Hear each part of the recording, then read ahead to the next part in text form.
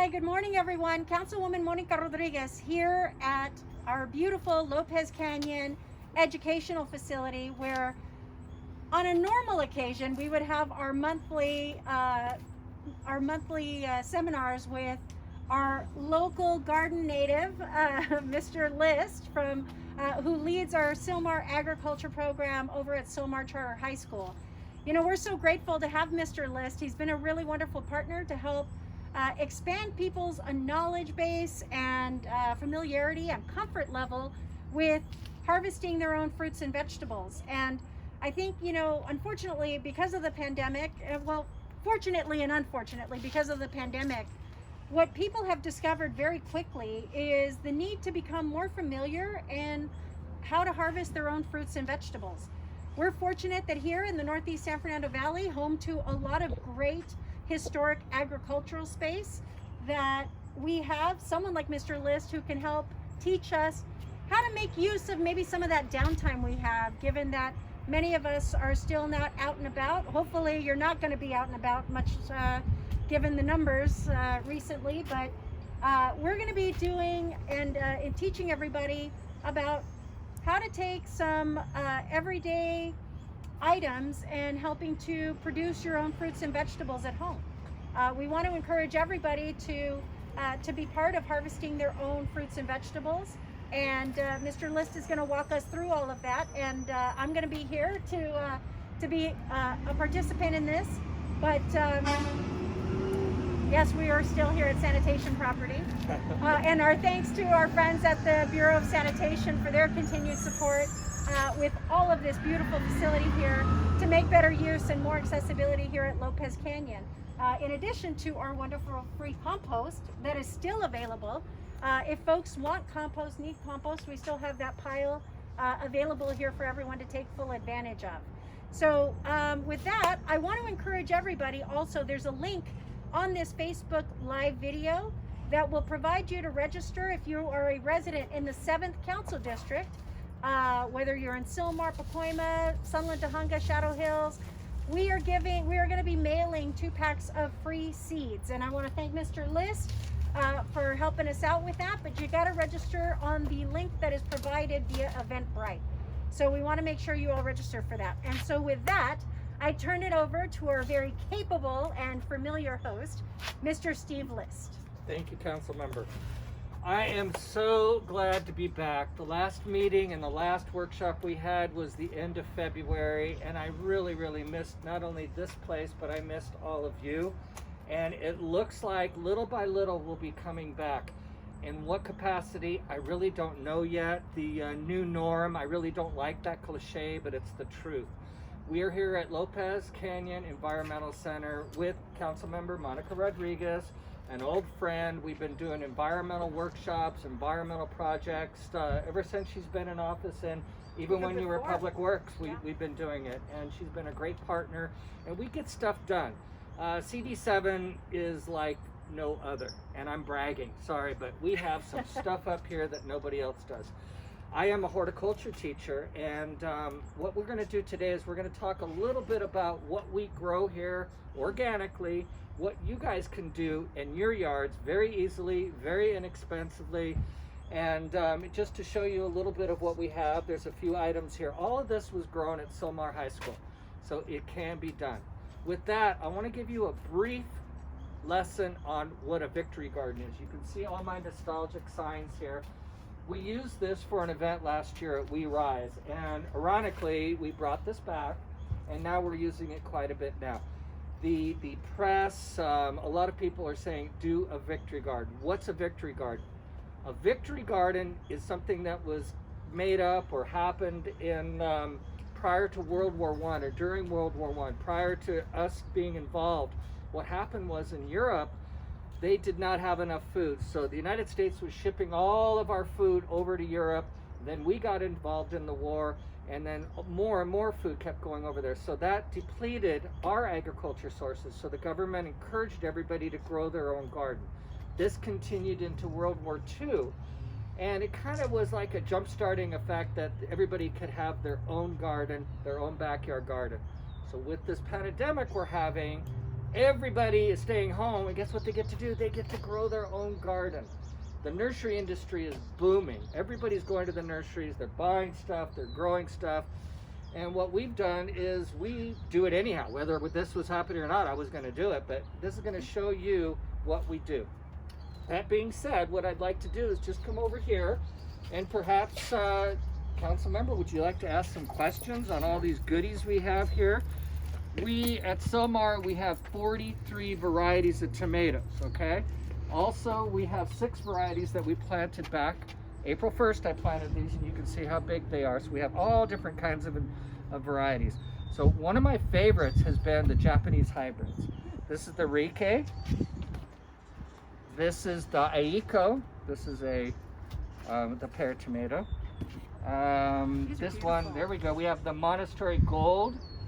We have, Early Girl, an old standby. One of the best flavors, the easiest to grow. And my favorite is the Sun Gold Cherry. You can't go wrong with this. This is like eating candy. Peppers, all types of peppers. I believe we have 23 varieties of peppers. And everybody knows that Mr. List loves salsa, so you wanna make me some salsa, I'd love it. Anyhow, so we have bells, pepperoncinis. This is a new one called the Holy Moly. I'm sure there's some really hot ones. So I was gonna say, what is the heat factor on something on the Holy Moly? The Scoville meter on this, I'm not sure. You want to try it? No. No. Funny story. Last year we planted tons of peppers all over, and we labeled them all. And one of my students took all the labels out. Not a good thing. So we were sampling them. This year I took pictures of each bed and I labeled them. But most of these are a mild. We go into the jalapeno. This is probably the extreme for me. We do go all the way up to the scorpion at school. I do have some ghost peppers. I have a plant over here. We're gonna show you how to plant. To me, that gets too hot. It's just too much. I think the jalapeno, maybe the Holy Moly is pretty good. But if I'm making salsa, I'd take all of these, all of those, I'd grind them up. I'd put a few different kinds of tomatoes in there, a little bit of onion, cilantro, garlic, you're in business. Quick recipe for you guys. When we're doing a tomato tasting, and cross your fingers, we'll be doing it in July, I'll take all our tomatoes and we slice them up, and any scraps, we put them in a big bowl. We add 2 squeezed oranges and some garlic salt, mix it up, poor man salsa. Unbelievable. So there's your recipe for the day. Oh, nice. We also do our confused water, which is over there, and that entails blueberries, blood oranges, lemons, and I put an African blue basil in there. All organically grown at school. So again, all of these are organic. We use no pesticides. Our mulch comes from here at Sanitation. We have this premium blend. We mix half and half with the soil, and you can see our products. So when I show you all this, I didn't go to the produce market and get it. We did really grow it, and that's my evidence back in there. So if you would like to ask some questions, does anybody have any questions? So I'm a big basil person. Uh-huh. So what varietal of basil do you recommend if you're starting out? As I shared with Mr. List, you know, I keep basil plants that I picked up from the grocery store, the live basil plants, just because I didn't have the patience nor the wherewithal to start harvesting from the seed.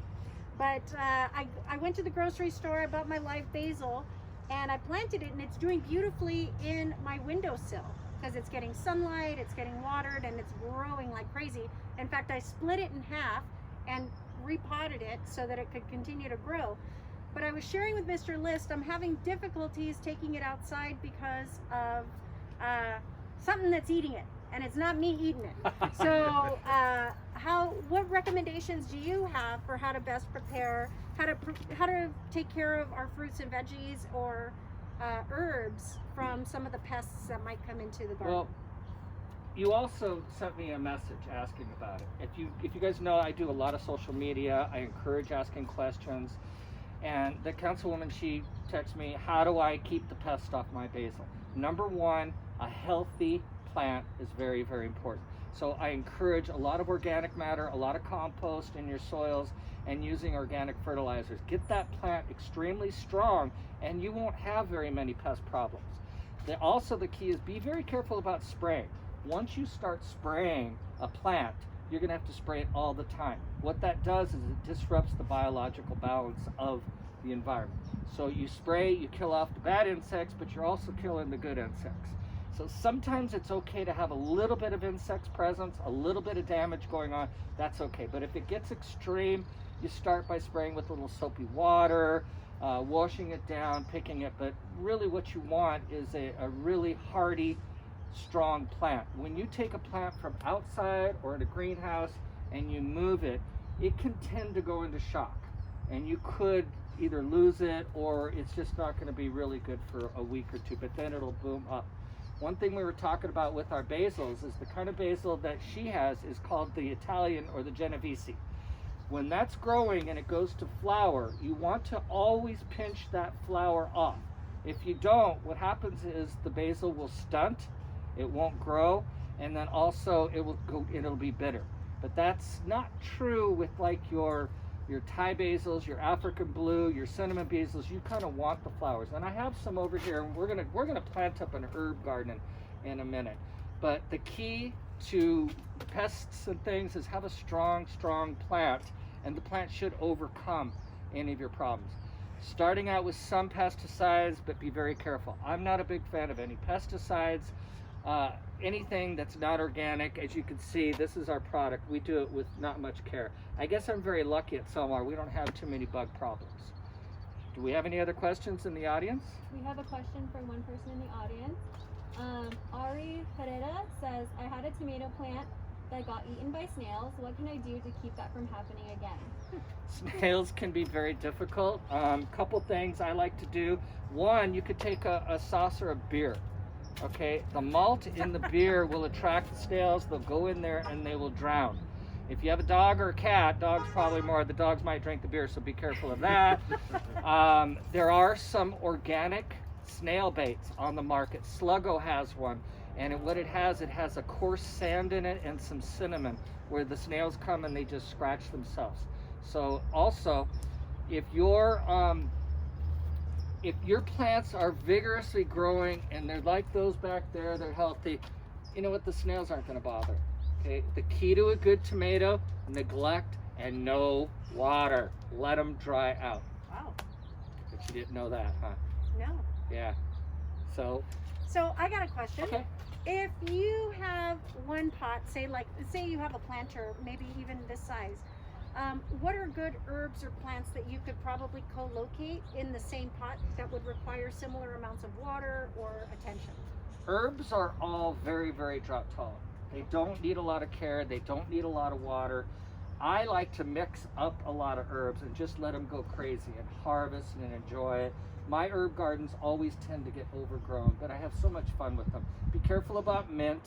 Mint will take over everything, but whenever you do plant mint, you do want to plant it in a container. Never plant mint in the ground because it'll take over your whole garden. But that doesn't mean you can't put it in with your herb garden. But if you want to go over here, I'm going to give you a, we did go in this way? Yes, okay. So what we have here is I have a spicy globe basil. And of course, this will have a seed and a flower. You want to keep this. Unlike the Genovese or the Italian, most of your other basils, you want the flowers. So we've got that there. We've got a hot oregano. This too can get very invasive and grow out of control, but we really don't care. We want kind of a mixture What here. makes it hot? It's kind of a spicy. It's a little bit different. It's my favorite oregano. I'm not a big fan of oregano, but this has a little tang to it, a little kick. Okay, we have a cinnamon basil. This is wonderful too. A good, I make actually tinctures with this, where I use a pure cane alcohol and I'll put the flowers of this and let it sit, and you'll get that cinnamon flavor. We have a lavender. Always use the English lavender for your edibles and your oils. The French and the Spanish is more for ornamental and potpourri. Oh, that smells I good. have a lemon thyme. I have a purple or a rainbow sage, great for teas. Where's Maria? Maria, what do we got here? Ruda. That is one of our staple favorite plants in CD7, right? And then we have an English thyme. And then the last one, we're going to get 9 plants in here. Tarragon. What do you use tarragon for? I don't know. Chicken salad. Chicken salad. There you It's go. great in chicken salad, guys. I have never grown tarragon. It's very easy. Yep. Every single year we grow something different just to learn, and tarragon is a new one. So what we do is you get that all set in here. We've already put quite a bit of our premium top grow amendment, and I like to mix this about 50-50 with the soil, whether you're putting it into planters or whether you're doing it in the ground. So you get your plant, you take it out. You see all those good root systems there? That's important. Always make sure you keep your labels, set them there, because if you're like me, you won't know what you planted until it's ready. So you got your plant, and you want to kind of just loosen up the roots a little. I call this scoring the roots. Not too much, but just enough to expose their little feet. Dig down, plant it in there, firm it up, and then we'll go to the next one. So we'll continue until all 9 of these plants are in. And look at this. You go, girl. I can get my hands dirty too. It's not a problem. As a teacher, you know, I'm always hands-on. I'm always doing by example.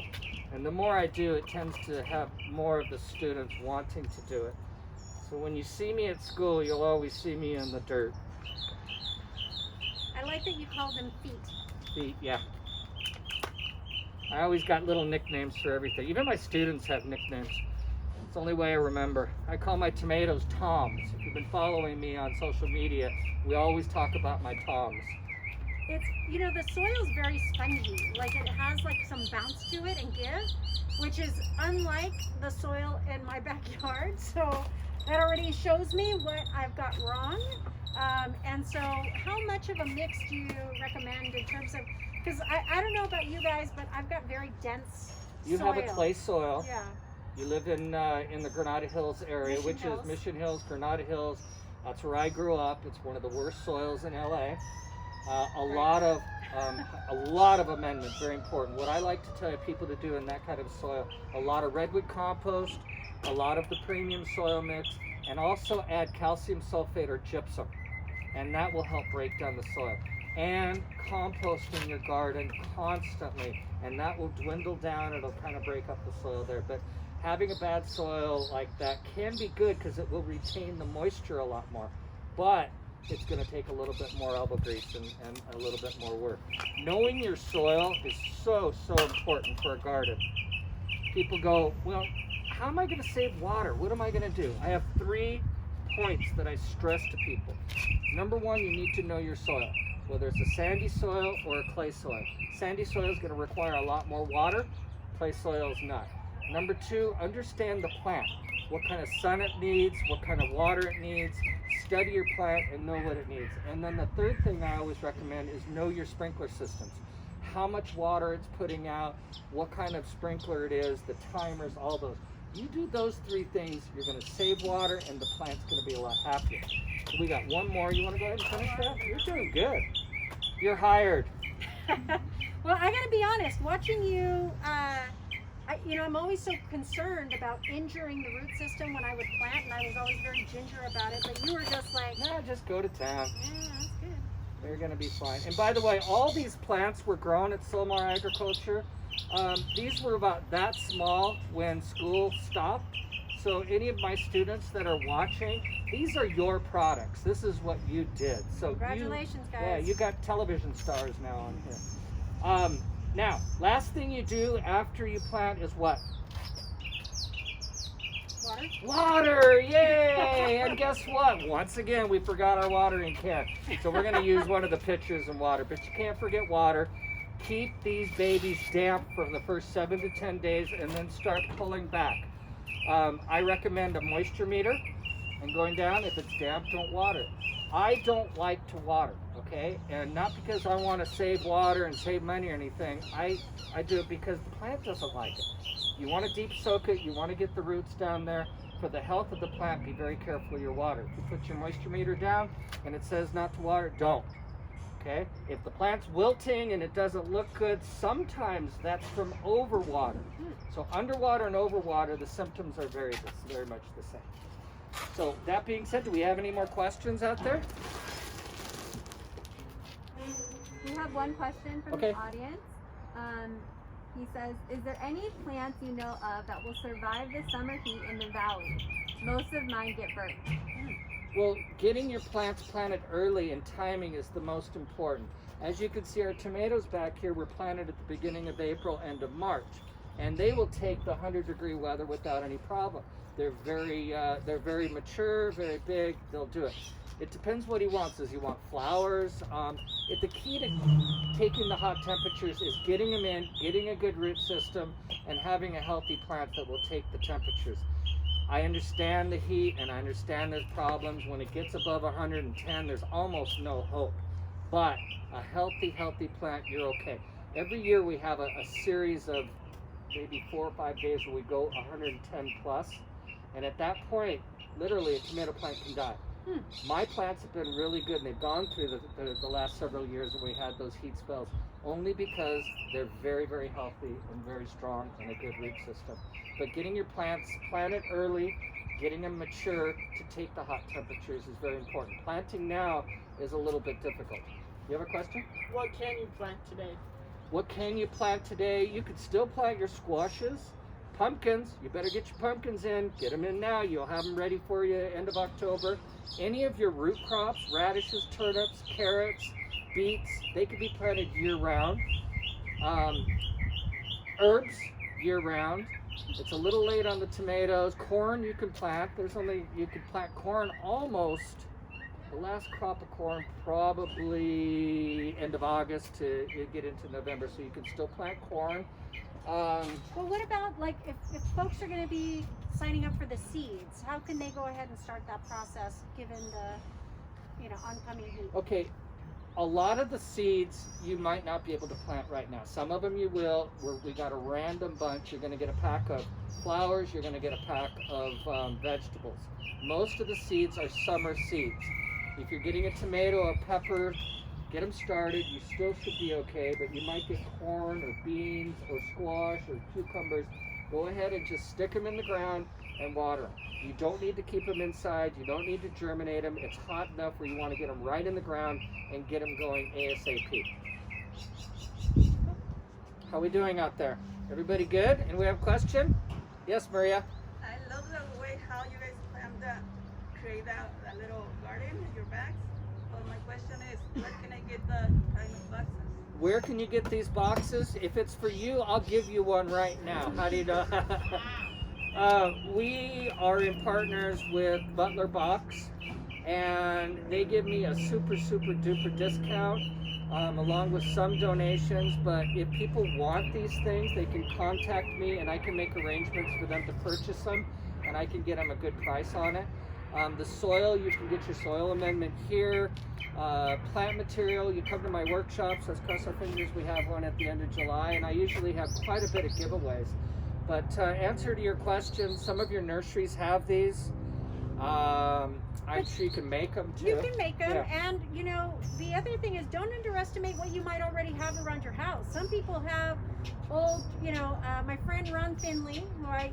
People know Ron Finley, but he's great in taking just old household items like old dresser drawers and turning that into. Obviously, you want more of a natural material than a plastic. I think we don't, we try to stay away from the plastics. So I would really encourage you to just look and see what you've around got. your yard. Pallets. If you have old pallets, people have been coming to the school and taking all my pallets that I have stacked up, and they're making boxes and planters and things. So yes, absolutely. See what you have in your yard. The key to a good planter is just making sure you have good drainage. Drainage is very, very important. You want that water to rush out. If you're watering and the water's not coming out, you're going to do a lot of damage and the plant's not going to be happy. So having good drainage, using all your old lumber and wood. So answer to your question, Maria, build them, buy them. But these can get a little pricey, as anything. So if you want some, I'll take care of it. I never say no. We know that, right? Thank you so much. But I don't know. what are we pointing at? We're gonna start gardening. Oh, I'm sorry. You know what? I need to be told A what little to do. direction, please, Believe Director. me, folks, this is not planned. Me and the council member, we're very good at just shooting from the hip and just making it happen, Make it okay? happen. And Make if it you've ever been to my lectures, you know that there's no rhyme or reason. And I want to point out, for those of you that have been familiar with it, if you notice, Mr. List has a rain barrel here, part of the Coca-Cola program that I started when I was on the Board of Public Works, and this is nice. I like your setup here. It's very nice. Very We nice. have 100 rain Rain barrels barrels. that are in limbo. That we are waiting Uh-huh. once we're able to resume. You know, we're trying out our best way of trying to coordinate both a social media accessible and versus in person to try and help still distribute and disseminate information and engage everyone. If you want to get a rain barrel, obviously it's not raining right now, but the fall time is a good time to start getting ready for all of those installations for the winter months to start harvesting rainwater as Pay well. attention to Ms. Rodriguez's website and her announcements, because come fall, we're going to be doing this. The day before everything shut down, we were going to have this rain barrel giveaway. So all of a sudden, I look out and I was going to call Dominique and I go, what do you want me to do with 100 rain barrels at school? I didn't say a word. I took it and we put them in the back and they're in storage. So there's going to be a lot of rain barrels for everybody. Rain is wonderful for the plants. It's a neutral pH, a little bit of nitrogen in it. The plants just love it. We use a lot of it at school. So anyhow, I'm going to show you guys how to do a little salsa garden. So what we're going to do is we're going to dig down. I've already put in our mulch, or our amendment, and you know, I'm not the cleanest person in the world. You know, people know me that I make messes. So what you want to do is kind of loosen this up. This is called a Sturdy Joe tomato. This is a determinate tomato. Indeterminate tomatoes are the ones we have out there.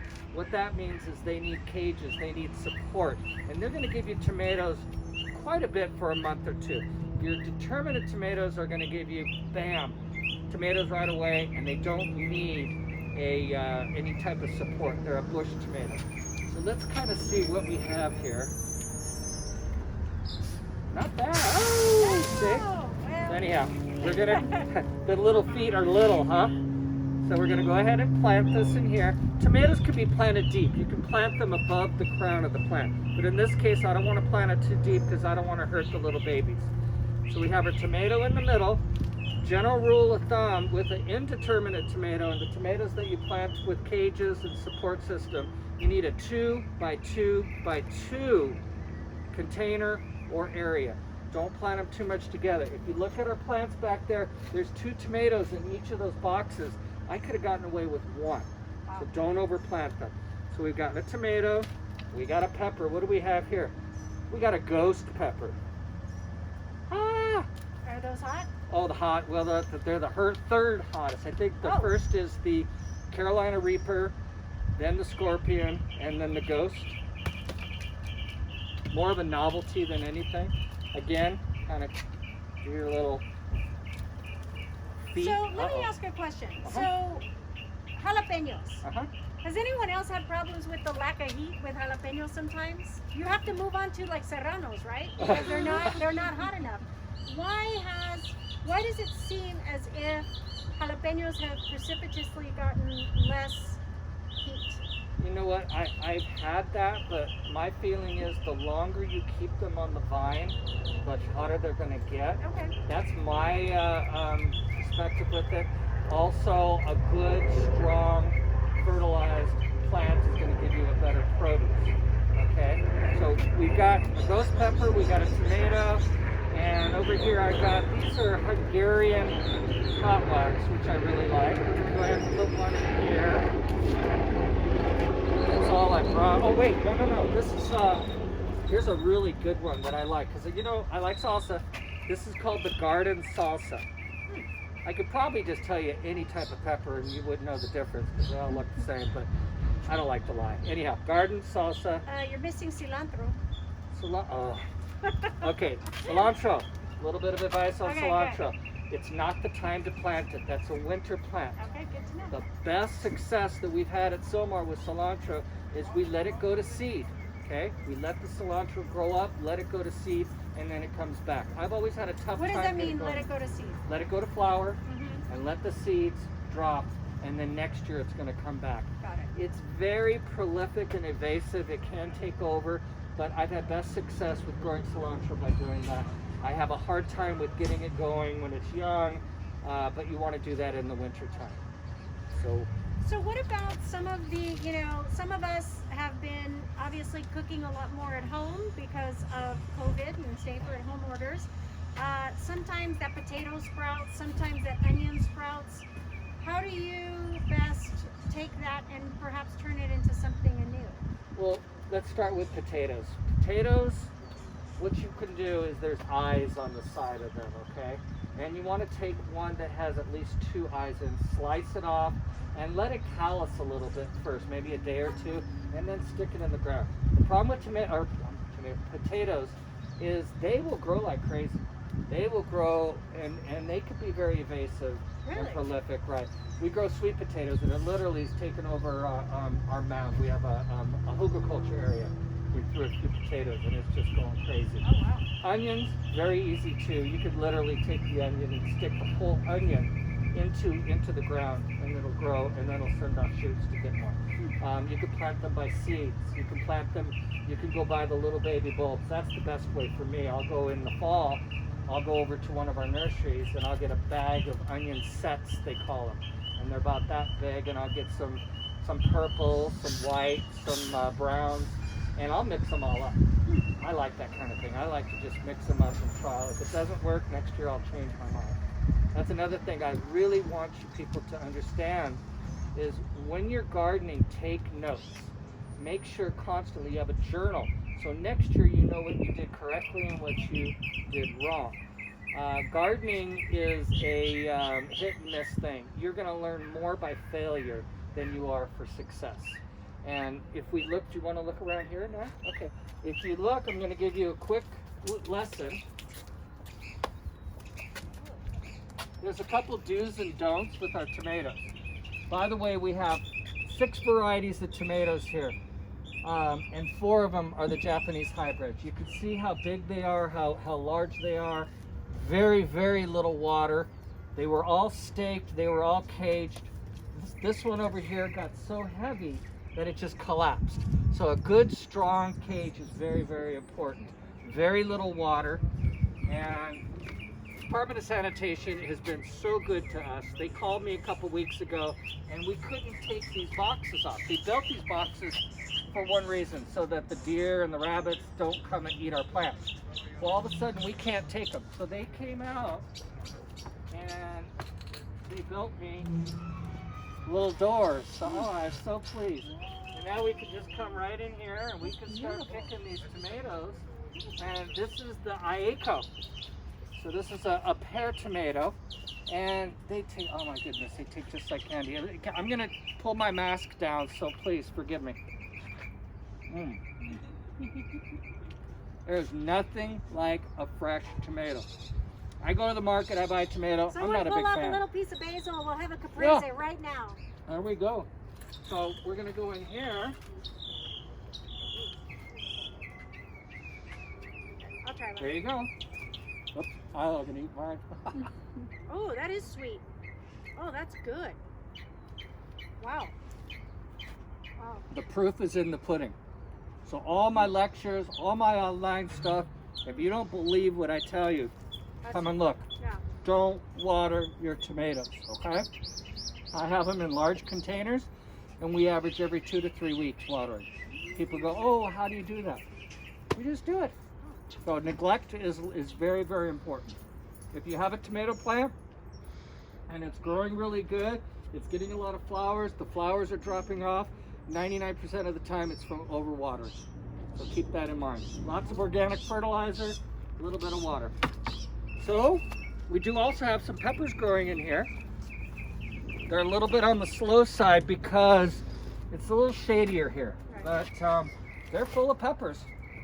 Somebody called me the other day and they said, I'm eyeing those peppers, Steve. Don't be surprised if they're gone one day. Well, that's okay. It's for the community. So I really, really encourage you folks to come up here and look at our, I'm saying our because it's a community thing, our environmental center. We've got native plants, we've got drought tolerant, Now we've got gardens, we've got fruit trees.